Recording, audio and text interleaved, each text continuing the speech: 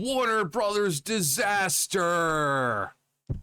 Okay, so it's obviously not as bad as he's trying to frame it, but it's still bad. I mean, a 50% drop, that's a lot. But earnings dropped 50% in video game revenue. Sweet baby Jesus, Warner Brothers is a mess, and the Minecraft movie can't save them forever. Chicken Jockey. Apparently I also saw that they're doing like DLC or something for Minecraft based on the movie, and okay, but why though? Anyway, for those following the channel may recall that I was contacted a few months ago by, we'll just say, a former employee that was once Monolith Productions. Yes, that Monolith, the very same studio behind the popular games Shadow of Mordor and Shadow of War. A lot of shadows. The Shadow. The source told me that things behind the scene at Warner Brothers that were actually far worse than what anyone had realized. And now with Monolith officially being shut down and the earnings results being reported by Warner Brothers, it's clear they weren't exaggerating anything. Well, that's a great way to confirm. That's a great way to confirm things. While Warner Brothers is currently basking in the glow of the Minecraft movie becoming 2025's top-grossing film, that's one win, while enormous, still doesn't make up for the disaster unfolding across their gaming division. The company's latest earnings report reveal a 48% drop in game revenue last quarter. And it's not surprising considering that they didn't release a single game. Really? Huh. I thought they... Has it really been... They really didn't? Well, I know they had, whatchamacallit,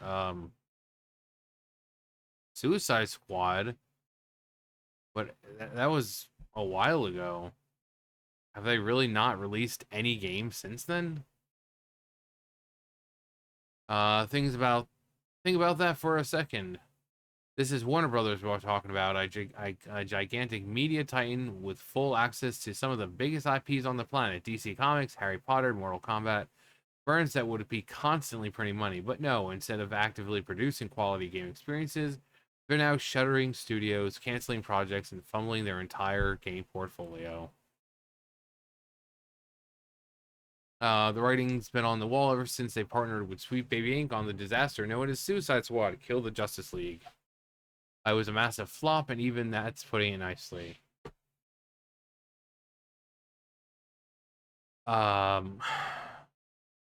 Suffering from a confused identity and genre shift that nobody was asking for, save for a handful of ideological zealots that don't even play video games. But I digress. It was initially being introduced to everyone as this sort of big time live service hit. But no, what we got was a game so uninspired with ridiculously bad storytelling that it actually had people longing for Gotham Knights. Post-launch content has been cut, and Rocksteady, once considered an elite game studio, was hit with massive layoffs. Yeah, not just them. I mean, that's just 2024 alone was really, really bad for gaming.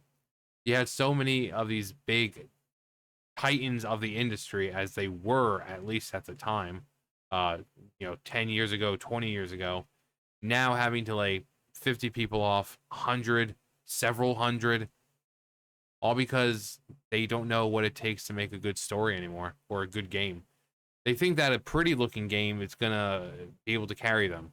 That's why all these games look, I mean, these games look nice, but the stories are bad. There's no character development. The gameplay is usually shit. But hey, at least it looks nice. They're now scrambling to refocus on a new Batman game. Because, I mean, at this point, what else is left for them? I don't know. Batman. Other things. Meanwhile, Warner Brothers recently canceled the Hogwarts Legacy expansion and a definitive edition that could have brought in easy revenue. They also shut down the game Multiversus. Yeah, I talked about that. Apparently people liked it, but it's like apparently wasn't enough to keep them from shutting it down. A game that had potential and quickly killed the Wonder Woman game in development. The result, a major gaming quarter comes and goes with 0 releases. 0. Zilch. Nada. From a company that owns Superman, Batman, Mortal Kombat, and Harry Potter. To just name a few, never mind even mentioning Looney Tunes and more. The list goes on and on and on and on and on and on and on and on with properties owned and nothing releases. It's actually pretty telling. Much of it traces back to diversity, equity, and inclusion, ironically, and how many of their older properties don't align with the modern day ideology of the DEI cult agenda. Contrast that with their film division, where I'd argue that James Gunn is about the only thing holding the DC brand together. There's finally a shred of vision here, and that's only because WB got out of his way. So far, at least. That's the model they should follow. But right now, from afar, the entire strategy looks like throwing darts blindfolded into the abyss. Like, if it's throwing into the abyss, how could you miss with that? Well, when you have people steering you wrong, yeah, you're gonna miss. You know, you think you're throwing into the abyss, but they're telling you to turn around and you're completely going in the other direction there. Yes, the Minecraft movie was a massive success. Nearly 900 million globally, 300 million on opening weekend alone. But it wasn't even as bad as I expected it going. Wasn't as bad as I expected it going into it myself. But this isn't a sign of recovery. It's a fluke. Yeah, I mean, just because they had one success doesn't mean they're, that's the problem with these companies now. They have one success, they think they're on top of the world now. No, one success doesn't prove anything. Have consistent successes. There you go. Which is what these companies used to have. Like Ubisoft used to have one success after another, after another, after another. Bethesda, BioWare, Activision, all these companies that were titans of the gaming industry that had, nope, now it's like, oh hey, we had one success this year. We're returning to form. But yeah, they think that one success is going to be enough to carry them, and it's not. Especially when it comes to this being a movie.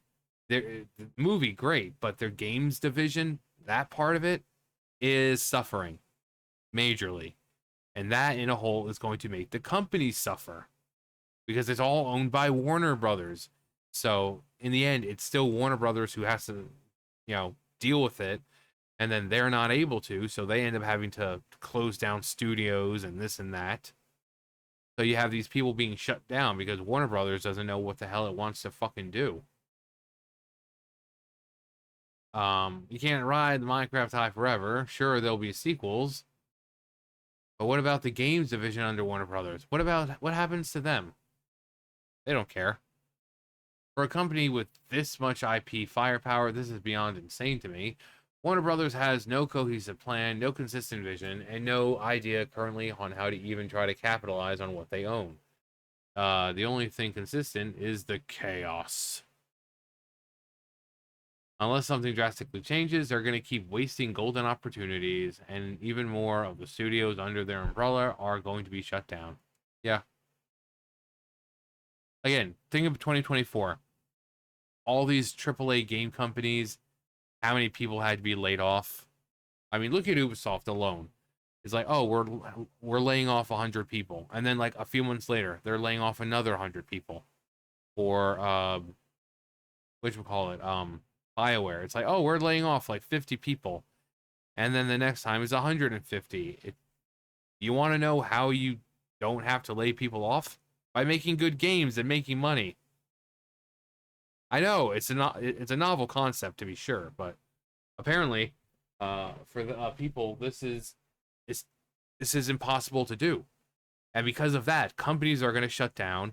Good people are going to lose their jobs because You have no fucking clue what you're doing. So, I mean, again, disaster, not really a disaster, but 50% is a lot. It is a lot. You know, just say out of 100. So you have $100, take 50 of that away. Now you only have $50 left. Does it sound like you have a lot still? Nope. But the fact is, Warner Brothers and all these other companies are more concerned with what we've been saying this whole time, pushing messages and just the lack of real storytelling, you know, original storytelling, the lack of character development.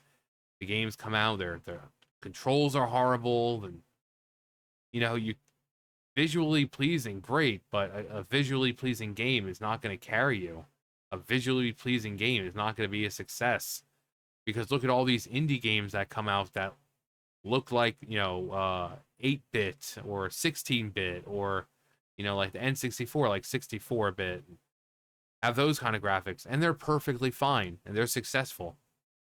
So graphics don't make a game. But they're so concerned about that and a message that they've sacrificed good storytelling and solid gameplay and relatable characters. For what? For what? And then this happens. Stocks drop. They lose revenue. They have to lay people off. Studios close. So, anyway, that's going to do it for me. You guys know the drill. I'll see you guys later. Bye, guys.